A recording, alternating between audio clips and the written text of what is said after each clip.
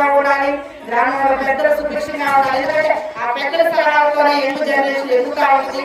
తల్లిదండ్రులు బాగుండాలి, వ్యవస్థలు బాగుండాలి సంకల్పంతోనే మరి వారు రామకృష్ణ దంపతులు వారి చిన్న వయసులోనే ఈ గ్రామానికి ఇదే మొదటిసారి రావడం, వారి సంవత్సరం ఇచ్చి కార్యక్రమాల వైపు తిరుగుతున్నారు. నిజంగా చాలా ఆనందంగా ఉంది. ఎందుకంటే ఉన్నది ఇంకా కొంతమంది రావాలి, కానీ కొద్ది మంది ఉన్నప్పటికీ కూడా చాలా ఆనందంగా ఉంది. ఎందుకంటే మీరు ఎంతవరకు తెలిసిందనే కాదు, పండితులైనా పామరులైనా ఒక మంచి మనసు మంచి సద్భావనతో ఈ కార్యక్రమాలు చేసుకోవాలని 10 మంది మీరు ఖర్చు పెట్టుకొని చేసుకోగలుగుతున్నారంటే ఇది మీ అందరికీ ఆ అభయాంజనేయ స్వామి ఎంతో అనుగ్రహం ఇచ్చినట్టే. ఆల్రెడీ ఇంకా స్వామి వారి దయా కరుణ మీపై మెండుగా ఉంటాయి. ఎందుకంటే చేసుకుంటాడు అన్నది భగవంతుడు ఇచ్చిన సంపద మనకు లేదు. నా దృష్టిలో మనకి బంధువులు బంధాలు ఇవన్నీ భగవంతుడు ఇచ్చినప్పటికీ కూడా ఇవన్నీ కలిగిన కొంత అశాశ్వతమైనది. భగవంతుడి నామమే మనం దరిచేర్చగలరు. ఆంజనేయ స్వామి ఎంతటి గోళాకరమయ్యాడో నాకు తెలుసు. ఎందుకంటే నేను చాలా సార్లు ఆంజనేయ స్వామి గురించి నా స్నేహితులు వాళ్ళందరూ చెప్తుంటే ఈ మధ్య ఆయన నాకు విపరీతమైన ప్రేమ కలిగింది. వాస్తవానికి నాకు శివుడు ఎత్తేసాడు, పేరు చేసి చెప్పకూడదు. శివకేశవులు ఎవరినైనా సరే మీరు బాగా ఆరాధించుకోండి.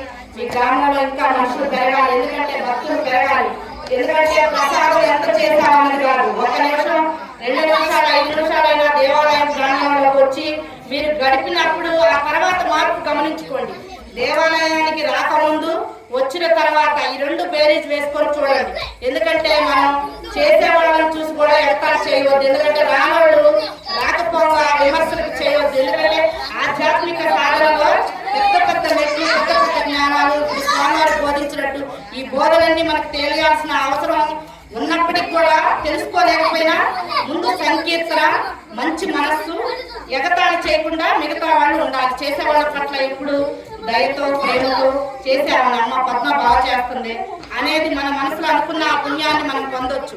ఎందుకంటే నేను గమనిస్తున్నా ఒక్కసారి తగిలేది కాదు. ఇది కర్మలో ఎగతాళి చేసిన కర్మ మళ్ళీ అది రిపీట్ అవుతానే ఉంటుంది. అందుకే ఎప్పుడు వీలైనంత ఎక్కువగా దేవాలయంలోకి వెళుతున్న అన్నదమ్ములు అక్కచెల్లెలు ఎవరైనా సరే వీరికేం పని లేదు వీరికేం పని లేదు అనేది కాకుండా ప్రోత్సహించి గ్రామ పెద్దలు భక్త మహాశయులు అందరూ ఒకరికొకరు ఐకమత్యంలో గ్రామాలు బాగుండాలి, సుభిక్షంగా ప్రజలు బాగుండాలి, మీ యొక్క కుటుంబాలు బాగుండాలి. మీరు చేసేది మీ పిల్లలకి ఖచ్చితంగా తప్పకుండా వస్తారమ్మా. ఎందుకంటే తల్లిదండ్రులు చేసింది సరే కర్మానుసారం మనకు కొన్ని కష్టాలు వస్తాయి అనుకోవచ్చు. రోజు గుడికి వెళ్తున్నాం, నా ఇంట్లో ఏంటి కష్టం వచ్చింది అనుకోవచ్చు. కానీ మన కర్మానుసారం ఉంటుంది. గతం తాలూకా కర్మలు పడాల్సింది. ఈ రోజు నేను ఒక బాధలోనే ఉన్నా, కానీ ఇది నేను అనుభవించి తీరాల్సింది.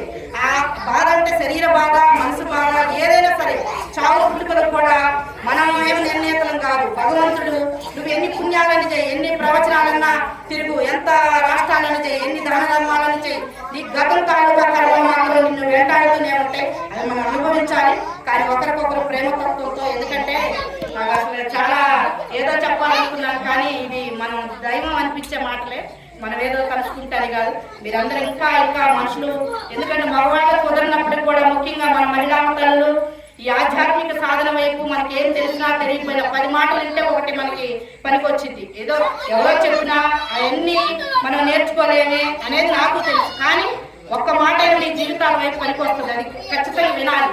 వీలైనంత వరకు మీకు సమయం ఉన్నంత వరకు దగ్గరలో మేమనే కాదు ఎవరైనా సరే అనేక మంది ఈ విధానం వైపు బ్రతికే వాళ్ళు చాలా మంది ఉన్నారు.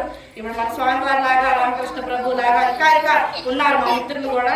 వాళ్ళందరూ మీరు ఇంత ఒక ఫోన్ చేస్తే అందరం వచ్చి దాని సమయాన్ని ఇవ్వగలరు. మీతో పాటే మీరు తిన్న ప్రసాదం మాకు ప్రత్యేకమైన ఆతిథ్యం కూడా కోరుకోము. ఎందుకంటే ఇది మేము ఎంచుకున్నాం. ఎందుకంటే సమాజంలో ఈనాడు మత మార్పిళ్ళు చాలా జరుగుతున్నాయి. వాళ్ళు బోధించే దాన్ని బట్టి మనం మార్చి రేత్రి మనకు మూటలు వచ్చేది ఏం లేదు.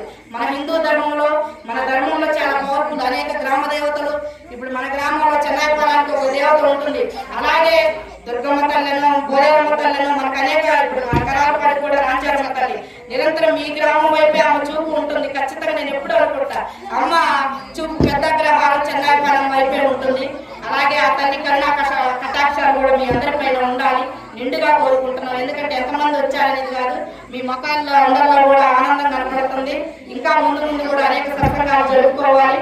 ఎవరైనా మంచి మాటను వినండి, ఆచరించే.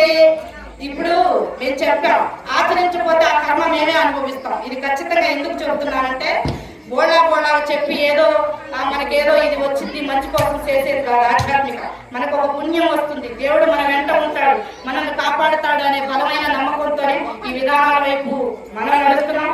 మీరందరూ కూడా అలాగే ఉండాలి. మీ పిల్లలు బాగా చదివించుకోండి. ముఖ్యంగా ఏంటంటే నేను చెప్పేది ఏంటంటే చదువు మీరు ఎంత కష్టపడైనా సరే మనకి ఏమి ఉన్నా లేకపోయినా చదువు వల్లే ఎన్నో గ్రామాలు సస్యశ్యామలు అవుతున్నాయి, ఎన్నో కుటుంబాలు బాగుంటున్నాయి.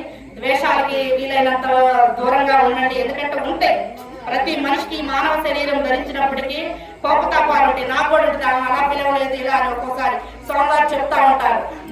మనం జీవించే జీవితం ఏమిటి, మనం జీవించాలనుకునేది ఏమిటి, ఈ ద్వేషాలన్నింటికి దూరంగా ఉండాలమ్మా అంటారు. అందుకే నేను చదువుతున్నా మహిళావతలు మీలో కూడా అందరికీ నాకున్న మనసే మీ అందరికి కూడా ఉంటుంది. ఎందుకంటే కోపతాపాలు ద్వేషాలు ఇవన్నీ సర్వసాధారణమే. కానీ వాటన్నిటిగా అతీతంగా భగవంతుడు మనల్ని ఖచ్చితంగా కాపాడుతాడు.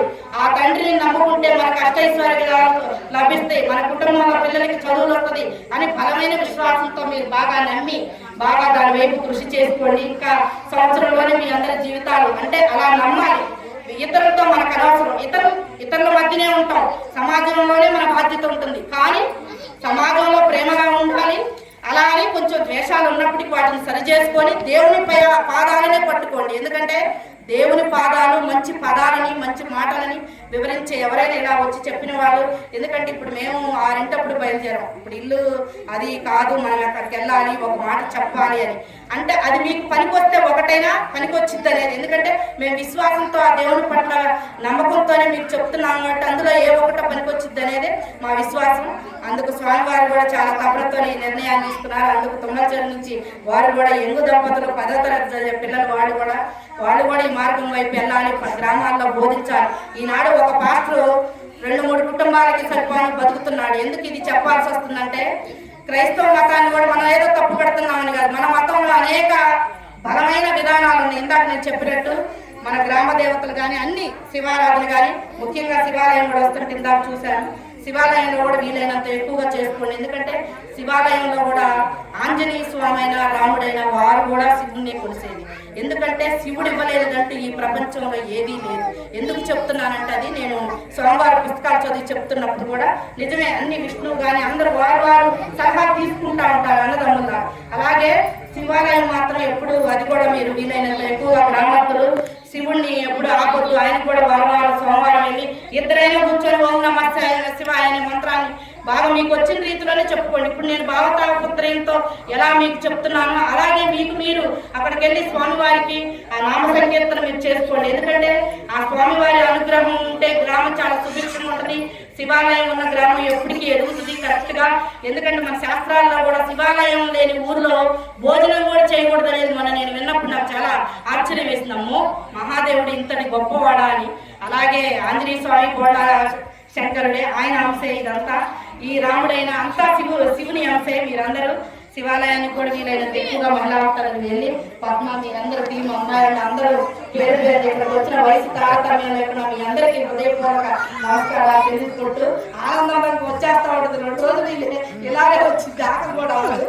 కానీ మరింతగా మన గ్రామ సోదరిమణులు అందరూ మరి ఆ మగవాళ్ళు కూడా అన్నదమ్ములు. నేను ముఖ్యంగా నా ఆలోచన ఏంటంటే ఆడ మనిషి 3 అంచెలు చేసే బదులు మగ మనిషి ఒక్కసారి చేసినా కూడా అది ఫలితం ఉంటుందంట ఆ భార్యాభర్తలకి ఆ పిల్లలకి.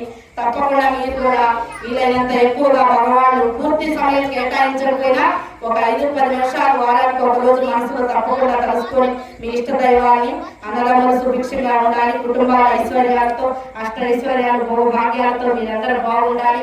మళ్ళా ఇదే కార్యక్రమాలు పెట్టుకుంటా సంకీర్తన ఏదొచ్చినా పెద్ద గాయకుల్లాగా మనం పాడాల్సిన అవసరం లేదు. పెద్ద గిదవ్వాలని వస్తే మంచిదే. దేవుడు మనకి ఇచ్చిన గొంతును సద్వినియోగం చేసుకొని రామనామాన్ని ఆంజనేయ స్వామి నామాన్ని జపించుకుంటూ ఒకరికొకరు ముఖ్యంగా మనం గుడికి వచ్చిన వాళ్ళ స్వామివారి రోజు కొంచెం ఎందుకు ఆందోళనగా ఆ వాయిస్ రాలేదు. ఎలా అంటే ఇంకా బాగా వస్తుంది. కానీ గుడికి వచ్చిన వారు ఒకరి పట్ల ఒకరు ప్రేమతో ఉండాలి.